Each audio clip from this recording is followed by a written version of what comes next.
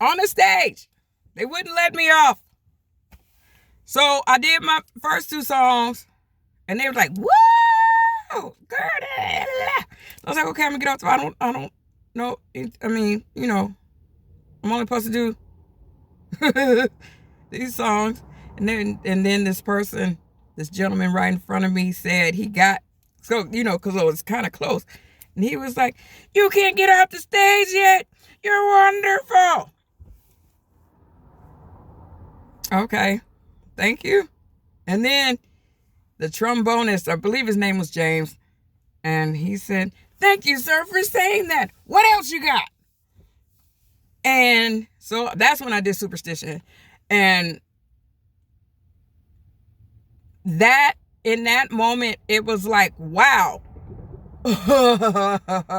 Music is truly universal, and I'm not a fluke.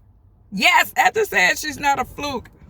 You have to understand, I come from greatness here in Portland. My mom was just the mommy genius that she is, and surrounded by her friends were also masters.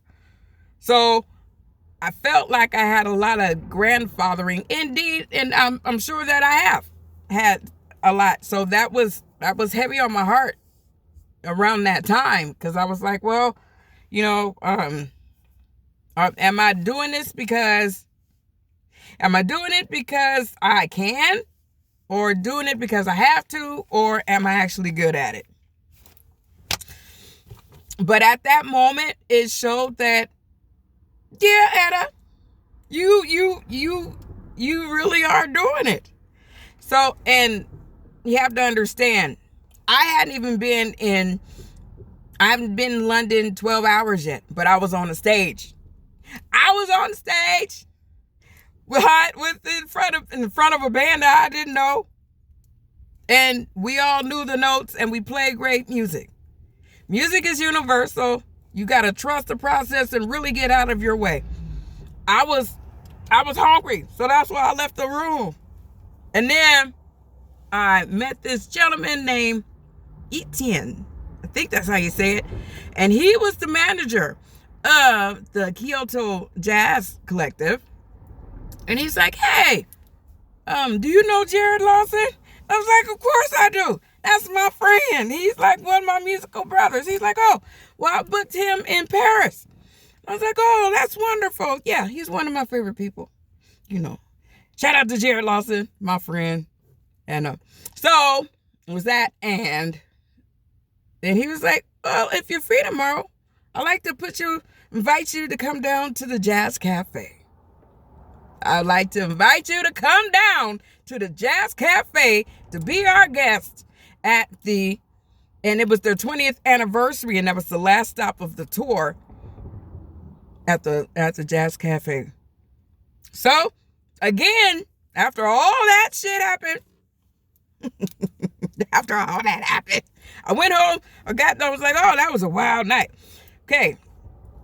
Next night, getting all ready, I was like, should I go? Am I? And then that voice said, "Etta, you are damn near 5,000 miles away from your home.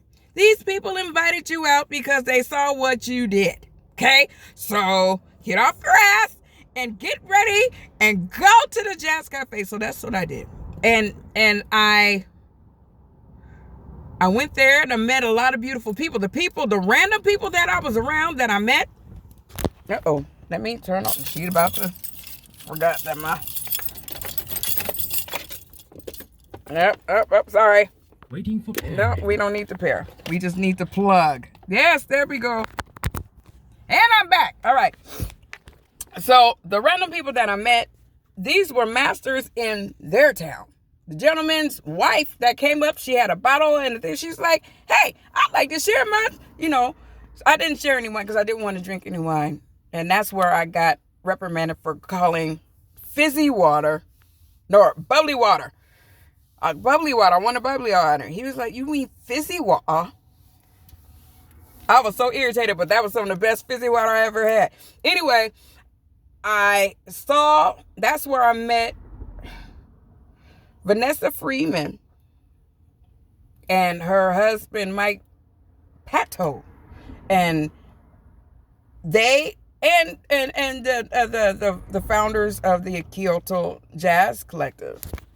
And I got to hang with them until like 3 in the morning, and I got to talk to Mike Pato. He actually went to school in New York, so, and he's a pianist. And I said, well, my mom was a pianist, you know. And he was like, well, who are her influences? So I rattled off, you know, like Earl Gardner and Bill Evans, and his eyes just lit up like, oh. So I was talking to this gentleman for 2-3 hours talking about Black American music. And he's like, I don't ever get to talk about it here because nobody really knows about it, you know, in that from that perspective. And so, and he the one who hit me to Maurice White's autobiography. I was already going to download it, but anyway, I'm saying all this to say this. Dang it, I got one more because this is a long ass video. Okay, be back.